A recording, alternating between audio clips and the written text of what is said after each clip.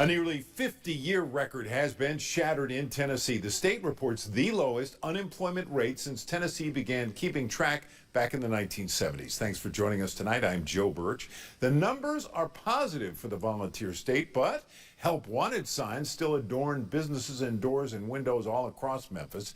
Action News 5's Kelly Cook talks to experts about why. Kelly?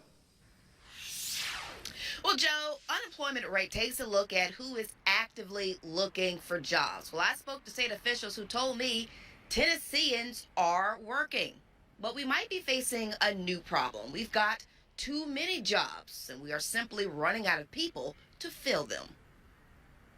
Remember April 2020? Shuttered businesses to contain the virus left millions of employees without jobs.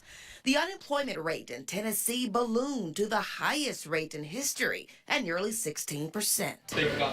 Fast forward to 2022, and the state has reached a new milestone. The lowest unemployment rate at a seasonally adjusted rate of 3.2%, beating the previous record set in August of 2019. There are more people working in March in Tennessee than there have been in the last 10 years. So people are in the workforce, people are out there working, but there still are many employers who need to find workers to fill positions. Chris Cannon with the Tennessee Department of Labor and Workforce Development says the state added over 124,000 jobs within the last year, which may explain all those help wanted signs you've been seeing. When the numbers get so low down to 3.2%, that's almost considered full employment. So that means almost everybody who is in the workforce has a job. The hardest hit industry, tourism and leisure. Tourism officials say the crowds are back. The workers, however, are not. If you had asked me 5 or 6 years ago what would be the problem in 2022,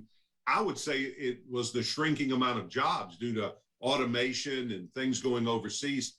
So I'm a little surprised that we have this worker shortage. Memphis employment attorney Alan Crone says his own theories for the worker shortage includes people going back to school or training for other jobs, stricter immigration laws, migrants often work those entry-level jobs, or people moving to online or remote jobs. You can go onto these websites and pick up jobs on a independent contractor basis. You're not getting a W-2.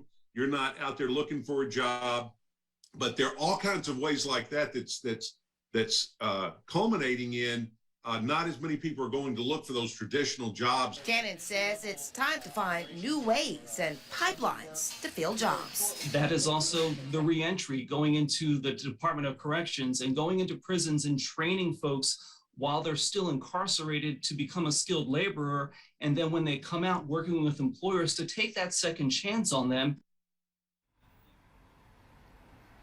You know, I've done other stories. I've spoken to small business owners. They tell me that applications are up. However, what they're seeing are fewer workers staying for the long haul. They stay for a couple months and they move on to something else once they find a better job. Cannon also says the state is looking for new ways to attract skilled workers from out of state. Live in Memphis, Kelly Cook, Action News 5.